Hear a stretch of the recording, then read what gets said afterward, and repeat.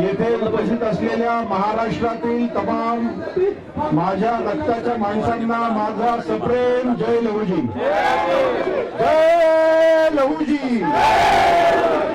आज व्यासपीठावर आपल्या महाराष्ट्राचा विश्वास, महाराष्ट्राचा कणखर आवाज माननीय मुख्यमंत्री देवेंद्रजी फडणवीस यांचे खंदे समर्थक, यांचे विश्वासू सहकारी आणि आमच्या सर्व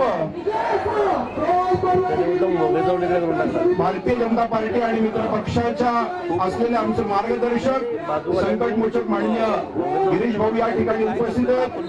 त्याचबरोबर माननीय आमदार सुनील भाऊ आहेत। आज या ठिकाणी आमचे मित्र खऱ्या अर्थाने सत्यजितराव देशमुख या ठिकाणी आहेत। त्यामुळे मराठा समाजानेही आपल्या या आरक्षणाला खरा पाठिंबा दिला असं मी जाहीरपणे सांगतो। आज या मोर्चामध्ये व्यासपीठावर अनेक मंडळी आहेत। आमचे श्यामभाऊ आहेत, आताच ज्यांनी या मोर्चाचं खऱ्या अर्थाने संपूर्ण महाराष्ट्रातनं नियोजन केले ते आमचे माननीय गणपतजी भिसे। त्याचबरोबर आपले कणखर नेतृत्व माननीय मच्छिंद्रजी सकटे, नामदेवराव साठे, उपस्थित सर्वच मान्यवर अनेक मोठी मंडळी या ठिकाणी उपस्थित आहेत।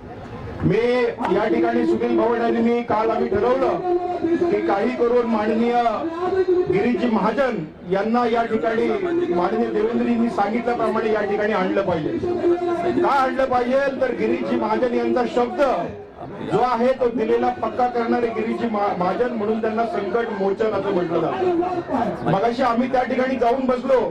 मला खऱ्या अर्थाने गिरीशजींचं कौतुक करायचंय आणि त्यांना यायला या ठिकाणी अर्धा पाऊण तास झाला, पण मी त्या ठिकाणी सुनील भाऊ आम्ही त्या ठिकाणी बसलेलो असताना माझ्या लक्षात आलं की नाशिक मध्ये अण्णाभाऊ साठे यांचा पुतळा व्हावा म्हणून त्यांच्या केबिन मध्ये बैठक चालू होते आणि अण्णाभाऊ साठेंच्या पुतळ्याचं काम नाशिक मध्ये होतंय हे मी बघत होतो। त्यांनी न सांगता केलेलं काम आहे। मी ज्या ठिकाणी प्रचारासाठी त्यांच्या मतदारसंघात गेलो होतो त्यावेळेस आपल्या समाजाच्या सगळ्या लोकांनी मागणी केली होती की त्यांच्या मतदारसंघामध्ये जामनेरला अण्णाभाऊ साठेंचं स्टॅच्यू नाही आणि त्यांनी मला त्यावेळेस दिलेलं वचन समाजाला ते पूर्ण होताना आज मी पाहिलं।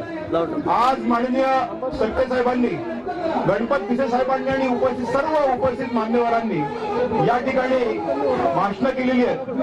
मी माननीय गिरीश भाऊ आपल्याला आवर्जून सांगेल की आता आम्ही सर्वजणी भारतीय जनता पार्टीचं काम करत असलो तरी पण मातंग समाज म्हणून, मांग समाज म्हणून या सरकारच्या विरोधात आम्हाला स्वतःला ज्या वेळेस उतरण्याची वेळ येईल त्यावेळेस सर्वप्रथम आम्ही आमदार आहोत। कारण समाज प्रथम, समाज मोठा झाला तर समाजातला प्रत्येक माणूस मोठा होईल, समाज मोठा झाला तर खऱ्या अर्थाने आम्ही मोठे होऊ। समाजामध्ये ज्या वेळेस आमच्याकडे आमचे कार्यकर्ते सक्षम होतील त्या वेळेस आम्हाला मोठे झाल्याची जाणीव होईल आणि हे होण्यासाठी हे अबकड आरक्षण मिळणं अत्यंत महत्वाचं आहे। मी माननीय महाजन साहेबांना सांगू इच्छितो